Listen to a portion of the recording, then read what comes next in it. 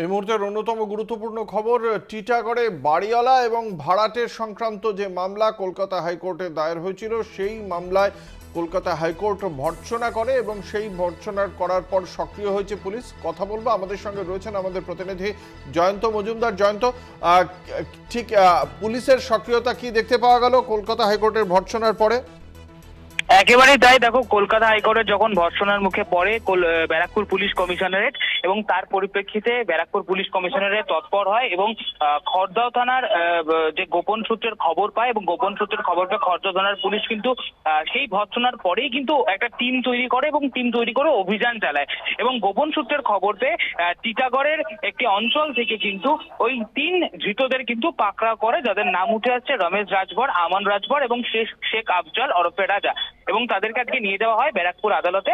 এবং এই যে ঘটনা ঘটলো তার পরিপ্রেক্ষিতে এবং হাইকোর্টের ভর্ৎসনার মুখে পড়ে, চাপের মুখে পড়ে পুলিশের যে সক্রিয়তা সেটা অনেক গুণ বেড়ে গেল। এবং তার পরিপ্রেক্ষিতে আজকে দুষ্কৃতীরা সেই 2022 সালে 23শে জুন যে ঘটনা ঘটেছিল তার নিষ্পত্তি হলো, আজকে দুষ্কৃতীরা পাকড়াও হলো অবশেষে।